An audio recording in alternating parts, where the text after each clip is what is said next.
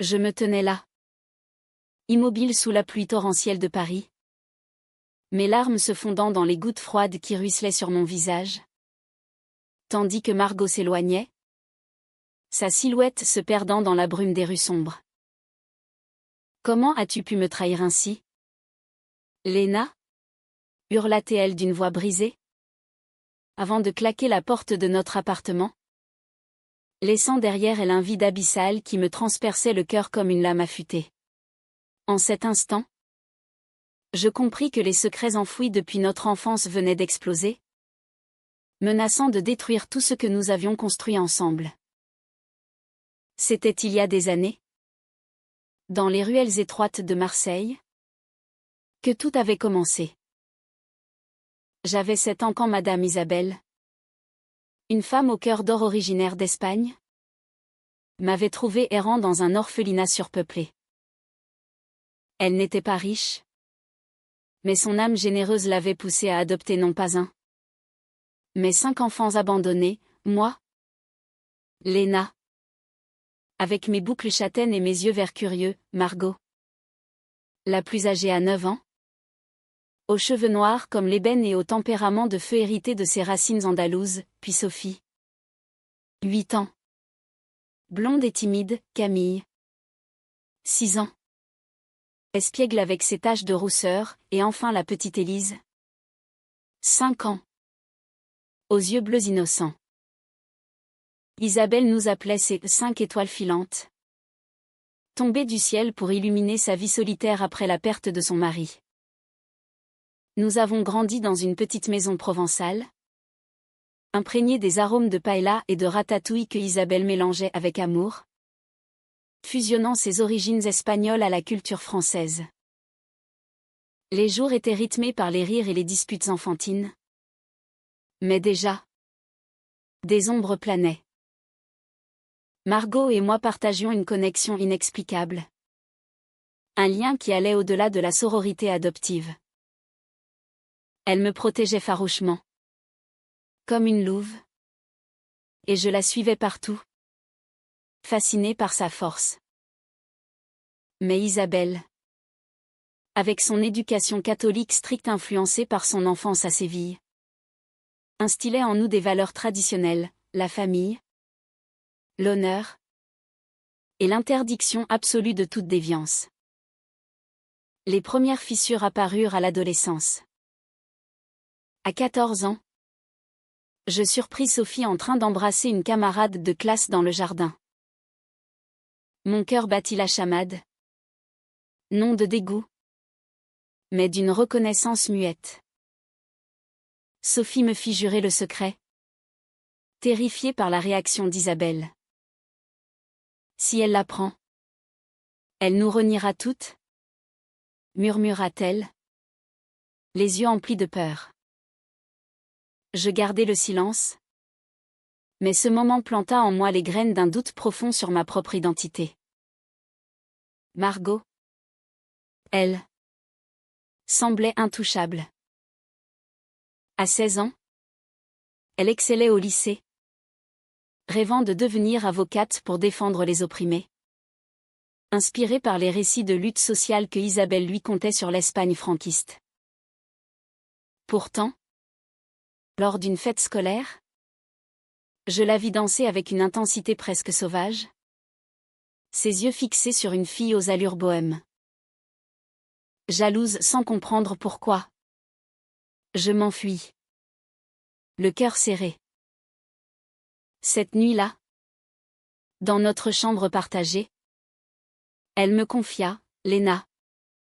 Parfois je me sens différente, comme si mon cœur battait pour un rythme interdit. Ces mots résonnèrent en moi comme un écho de mes propres tourments. Les années passèrent, et nous quittâmes le nid pour Paris, où Isabelle nous encouragea à poursuivre nos études. J'étudiais la littérature à la Sorbonne, Margot le droit, Sophie l'art, Camille la médecine, et Élise la musique. La capitale, avec ses boulevards animés et ses cafés philosophiques, nous offrait une liberté nouvelle. Mais les secrets s'accumulaient. Sophie fut la première à se révéler, à 20 ans. Elle avoua à Isabelle être lesbienne. La réaction fut un ouragan. Isabelle, les larmes aux yeux, invoqua Dieu et la tradition. Comment peux-tu me faire ça? Après tout ce que j'ai sacrifié. Sophie partit en claquant la porte, nous laissant dans un silence pesant. Je me sentais déchirée. D'un côté, l'amour pour Isabelle, qui nous avait sauvés de l'abandon, de l'autre, une empathie profonde pour Sophie, car je commençais à admettre mes propres sentiments pour Margot. Nos regards se croisaient de plus en plus souvent, chargés d'une tension électrique. Lors d'une promenade nocturne le long de la Seine, nos mains se frôlèrent, et un frisson me traversa. Léna. Qu'est-ce qui nous arrive? Murmura Margot. Sa voix tremblante. Je n'osais répondre, craignant de briser notre fragile équilibre familial. Camille fut la suivante. À 22 ans, elle confia à Margot son attirance pour les femmes, lors d'une soirée arrosée. Margot, au lieu de la soutenir, paniqua, ne dit rien à Isabelle. Ça la tuerait. Camille, blessée par cette réaction, s'isola, et une faille s'ouvrit entre elles. Moi, je gardais mon secret, observant Élise qui semblait hétérosexuelle, flirtant avec des garçons pour plaire à Isabelle. La trahison vint de l'intérieur.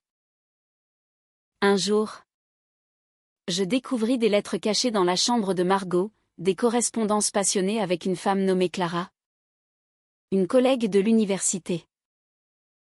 Mon monde s'effondra. Comment as-tu pu me cacher ça? Criai-je.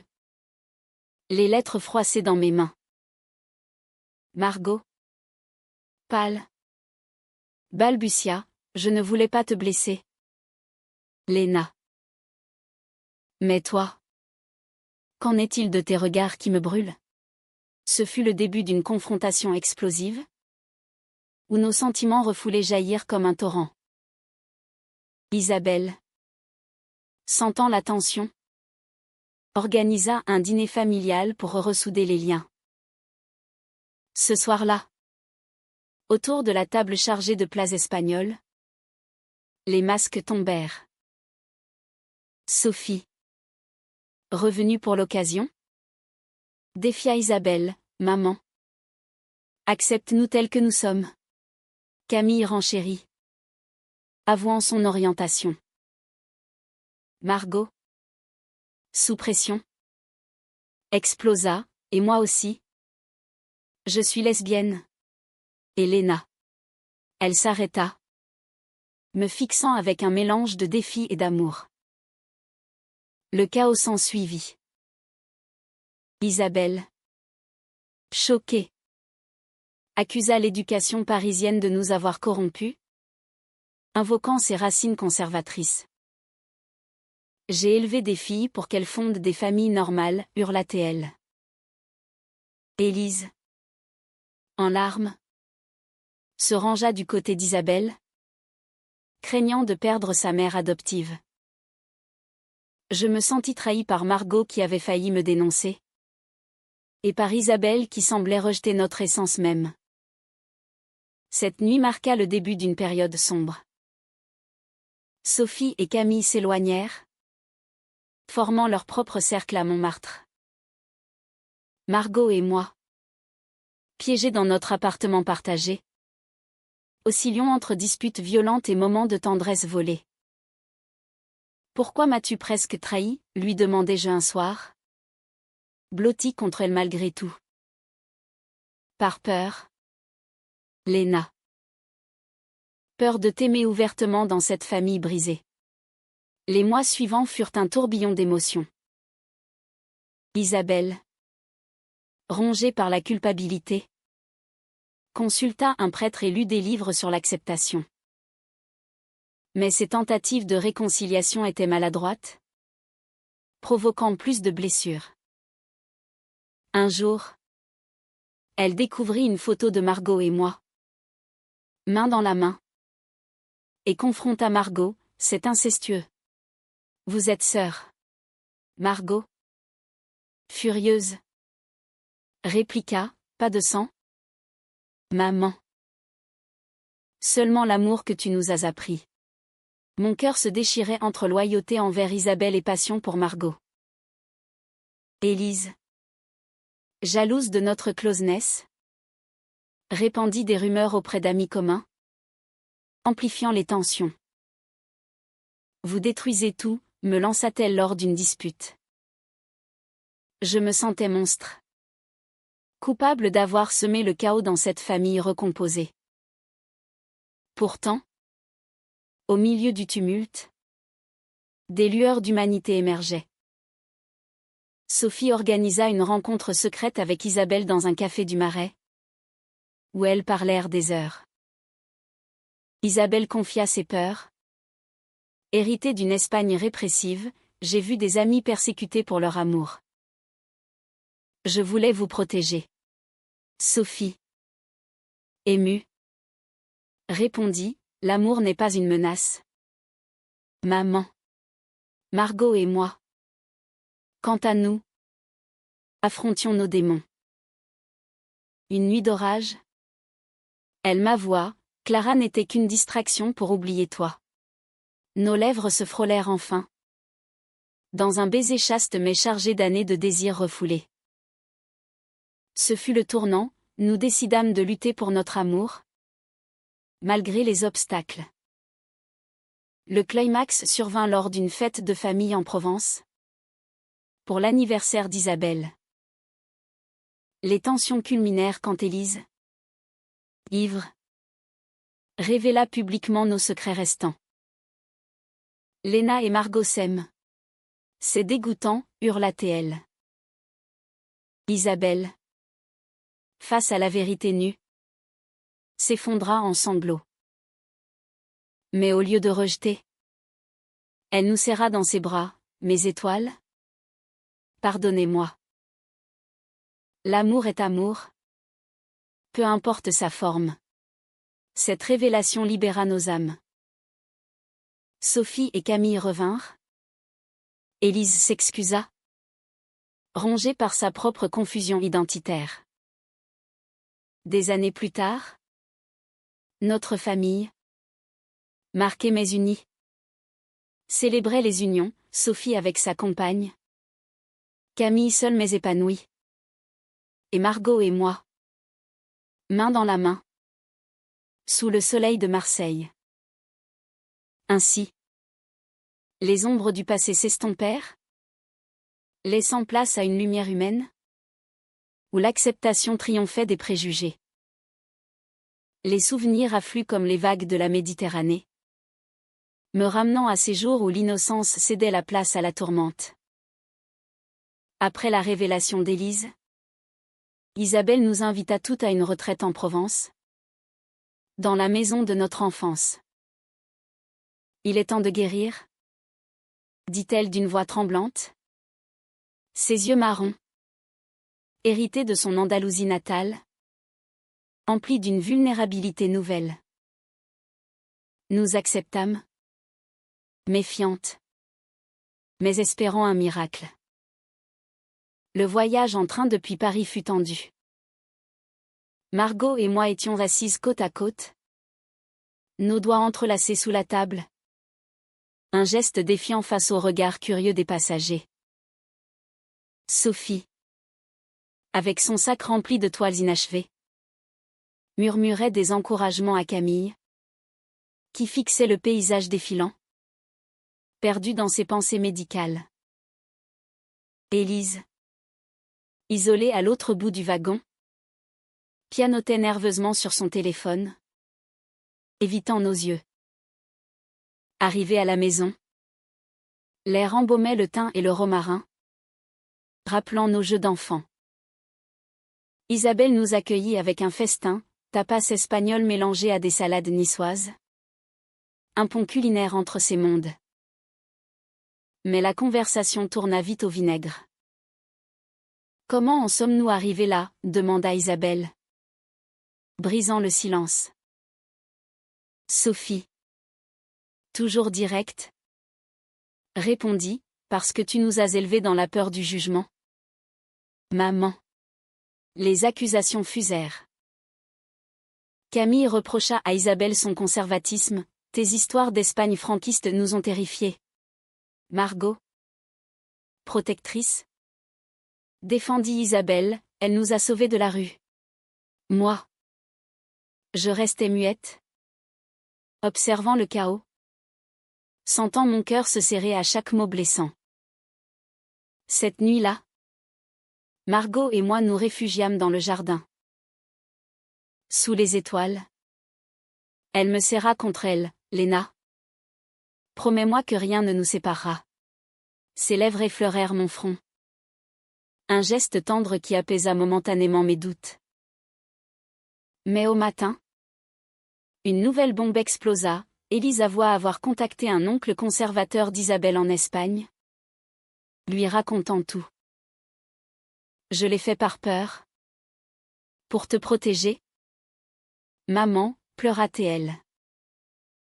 Isabelle, furieuse, la gifla verbalement. Tu as trahi ta famille. Élise s'enfuit en larmes. Et nous passâmes la journée à la chercher dans les collines. Quand nous la retrouvâmes, assise près d'un olivier centenaire, elle confia, je me sens perdue. Peut-être suis-je comme vous. Ce fut le début d'une introspection collective. Les jours suivants furent consacrés à des discussions profondes. Isabelle raconta son passé, élevée dans une Séville post-franquiste. Elle avait vu des amies lesbiennes ostracisées, forcées à l'exil. J'ai fui en France pour la liberté. Mais j'ai emporté mes chaînes. Sophie, touchée, partagea son parcours. Mon premier amour fut une fille à l'école. Mais ta désapprobation m'a brisée. Margot et moi révélâmes notre lien. Ce n'est pas de l'inceste? Maman. C'est l'amour pur? Dis-je enfin. La voix ferme. Isabelle pleura. Mais hocha la tête, donnez-moi du temps. Camille. La plus rationnelle? Proposa une thérapie familiale. Et nous acceptâmes. Pourtant, les conflits persistaient. Un soir, lors d'une promenade, Margot et Élise s'affrontèrent. Tu as failli tout détruire avec ton appel, accusa Margot. Élise riposta, et toi? En aimant Léna? Tu défies la nature. La dispute dégénéra en cris. Et je dus les séparer? Le cœur lourd. Au fil des semaines, des alliances se formèrent. Sophie et Camille organisèrent des ateliers artistiques, où nous exprimions nos émotions par la peinture et la musique. Élise, découvrant sa bisexualité, trouva du réconfort auprès de Sophie. Isabelle, lentement, s'ouvrit, elle lut des livres sur l'orientation sexuelle. Consulta un thérapeute à Marseille. Mais un coup dur vint, l'oncle espagnol répondit, condamnant Isabelle pour son échec éducatif. Blessée, elle envisagea de nous renier. Peut-être n'aurais-je pas dû vous adopter? Murmura-t-elle un soir. Ces mots me transpercèrent, ravivant mes peurs d'abandon enfantin. Margot, enragée, la confronta. Tu nous as donné une vie. Ne la reprends pas. La nuit fut orageuse. Littéralement et figurativement. Blottis ensemble, Margot et moi affrontâmes l'orage, nos cœurs battant à l'unisson. Le lendemain, Isabelle s'excusa, mes filles. Vous êtes mon trésor. Apprenons à nous accepter. Ce fut le début d'une guérison fragile. Nous rentrâmes à Paris changés, avec des promesses de communication ouverte. Pourtant, les ombres persistaient. Élise, tourmentée par sa révélation, s'éloigna temporairement, voyageant en Espagne pour explorer ses racines. Sophie fonda un groupe de soutien pour jeunes LGBTQ+ à Paris, canalisant sa douleur en action. Margot et moi, enfin libres, explorâmes notre relation.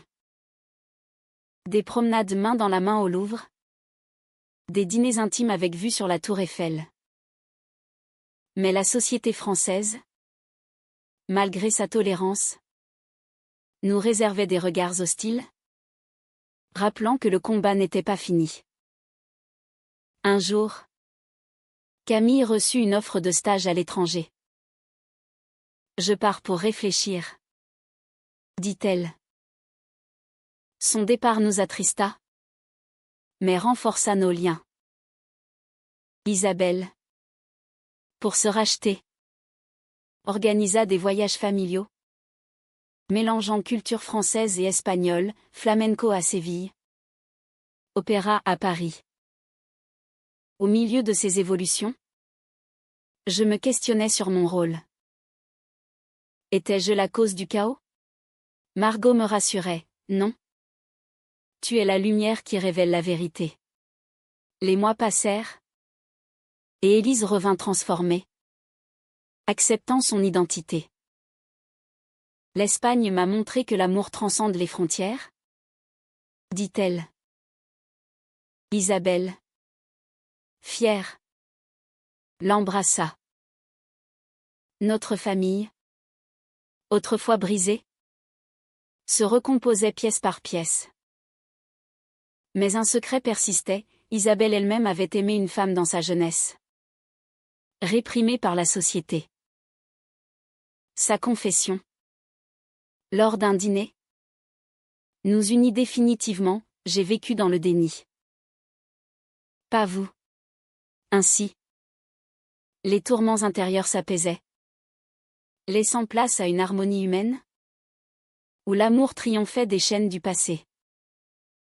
Le vent d'automne balayait les feuilles mortes des Champs-Élysées, miroir de mes pensées tourbillonnantes. Margot et moi avions enfin officialisé notre relation, mais les échos des conflits passés résonnaient encore. Isabelle, en quête de rédemption, nous invita à un voyage en Espagne, pour reconnecter avec mes racines et guérir les blessures. Nous acceptâmes, ignorant que ce périple raviverait des flammes dormantes. À Séville, l'air chargé de jasmin et de guitare flamenco nous enveloppa. Isabelle nous guida dans les ruelles pavées, racontant son enfance. Ici, j'ai appris la passion, mais aussi la répression. Sophie, fascinée, esquissait les cathédrales, Camille notait des observations médicales sur la population, Élise dansait avec des locaux. Libérée. Mais la tension surgit lors d'une visite familiale. L'oncle conservateur, averti de notre arrivée, nous confronta, Isabelle. Tes filles sous notre nom. Il cracha des insultes homophobes, rappelant l'Espagne traditionnaliste. Margot, furieuse, le défia, l'amour n'est pas une souillure. La dispute dégénéra, et nous fûmes chassés. Blessée, Isabelle pleura, j'ai fui ça. Et voilà que ça me rattrape. Ce soir-là, dans une auberge andalouse, nous partageâmes nos peurs. Élise avoua, j'ai eu tort de l'appeler. Je cherchais une validation que je n'ai pas eue. Sophie, sage, proposa, transformons la douleur en force. Le voyage se poursuivit à Grenade, où l'Alhambra nous inspira. Margot et moi, Main dans la main sous les arches mauresques. Échangeâmes des vœux silencieux. Mais un incident brisa l'harmonie. Camille reçut un appel d'un ex-petit ami, révélant qu'elle avait feint son orientation pour se rebeller. Je ne suis pas lesbienne. J'ai menti pour vous rejoindre dans la révolte, confia-t-elle en larmes. La trahison nous stupéfia. Sophie. Trahi. Cria, tu as profité de notre souffrance. Margot. Protectrice. Tempéra, comprenons-la. Moi. Je me sentis manipulée, questionnant la sincérité de nos liens. Isabelle, médiatrice, organisa une discussion autour d'un feu de camp. Camille expliqua, j'avais peur d'être la normale exclue. Élise, empathique, la serra, nous t'aimons tel que tu es. Ce pardon forgea une unité plus profonde. De retour en France, la vie reprit avec des hauts et des bas. Margot poursuivait sa carrière d'avocate. Défendant des cas LGBTQ+, je publiais un roman inspiré de notre histoire. Anonymement. Sophie exposa ses toiles à Paris. Célébrant l'amour d'hiver, Élise composa des chansons sur l'acceptation. Camille, en paix, se concentra sur sa médecine. Pourtant, un nouveau conflit émergea, Isabelle tomba malade. Un cancer diagnostiqué. La nouvelle nous terrassa. Mes étoiles. Ne me pleurez pas, dit-elle, faible mais déterminée. Nous nous relayâmes à son chevet. À l'hôpital Cochin. Les visites révélèrent des secrets enfouis. Isabelle confia à Margot, j'ai aimé une femme. Maria. En Espagne. Nous avons été séparés par la société. Margot, émue, partagea, comme Léna et moi. Isabelle sourit, alors. Vivez pleinement. La maladie amplifia nos émotions. Élise. Rongée par la culpabilité. Avoua avoir volé de l'argent familial pour son voyage, j'avais peur de demander. Sophie. Furieuse. La confronta, encore une trahison. Mais face à la fragilité d'Isabelle, nous pardonnâmes. Un soir, seule avec Isabelle, je lui demandai, regrettes-tu de nous avoir adoptés? Elle serra ma main, jamais. Vous m'avez appris l'amour inconditionnel. Margot et moi affrontâmes nos doutes. Et si la société nous sépare, murmura-t-elle. Je répondis, notre amour est notre forteresse. Isabelle guérit miraculeusement. Grâce à un traitement expérimental. Sa convalescence nous unit, pique-nique au Luxembourg. Soirée cinéma. Elle fonda un groupe de soutien pour parents d'enfants LGBTQ+, canalisant son passé. Des années plus tard, lors d'un mariage symbolique entre Margot et moi en mairie, Isabelle officia comme témoin, mes filles. Que l'amour vous guide. Sophie. Camille et Élise. En larmes de joie. Applaudir. Mais la vie n'est pas un conte. Élise. Toujours instable. Partie pour New York. Cherchant sa voie. Camille se maria avec un homme. Prouvant que la diversité inclut tous. Notre famille, marquée par les tempêtes, émergea plus forte. Un témoignage humain à la résilience. Les secrets, une fois révélés, devinrent des ponts plutôt que des abîmes. Les saisons défilaient à Paris, chacune portant son lot de joie et de peine. Margot et moi avions emménagé dans un appartement haussmannien, symbole de notre engagement. Mais les échos du passé persistaient. Comme des fantômes dans les miroirs anciens. Isabelle. Remise. Voyageait entre France et Espagne. Prêchant l'acceptation. Un jour, Sophie annonça sa grossesse via don de sperme avec sa compagne. Un enfant pour perpétuer l'amour, dit-elle. Isabelle, initialement choquée, embrassa l'idée, mon petit enfant sera chéri. Ce fut un moment de joie. Mais Élise, jalouse, réagit mal, et moi, qui suis seule? Sa solitude raviva des tensions. Camille, mariée, confia, je me sens parfois outsider. Margot, avocate occupée, négligea nos soirées, provoquant des disputes. Ton travail nous vole, lui reprochai-je. Elle riposta, je lutte pour des familles comme la nôtre. Un scandale éclata, mon roman, publié sous pseudonyme, fut découvert par un journaliste. L'histoire d'une famille adoptive LGBTQ+, titrata-t-il. Isabelle. Exposée. Paniqua, tu as révélé nos secrets. Furieuse.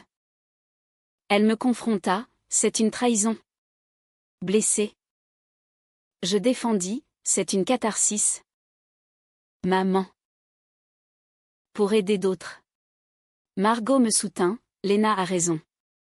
Mais Élise, opportuniste, contacta la presse pour sa version, amplifiant le drame. Le tumulte médiatique nous submergea. Des débats télévisés questionnaient, adoption et orientation, un lien. Isabelle, défendue par Margot en cours, gagna contre la diffamation. Mais les blessures étaient profondes. Lors d'une réunion familiale d'urgence, les accusations volèrent. Sophie accusa Élise, toujours à semer le chaos. Élise pleura, je cherche ma place. Camille médiatisa, arrêtons les cycles. Isabelle, sage, proposa une thérapie collective. Les sessions révélèrent des traumas, mon abandon enfantin, la peur de Margot, la rébellion de Sophie, l'insécurité d'Élise, la quête d'identité de Camille. Au fil des mois, la guérison progressa. Le bébé de Sophie naquit, unifiant nous autour de l'innocence. Isabelle berça l'enfant, voici l'avenir. Margot et moi renouâmes, voyageant en Provence pour nous retrouver. Pardonne ma distance, murmura-t-elle sous les étoiles.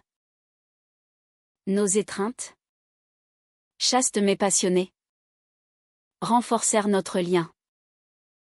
Élise, transformée par la thérapie, s'installa à Madrid, enseignant la musique. L'Espagne m'appelle, dit-elle. Camille, heureuse en mariage, fonda une clinique inclusive.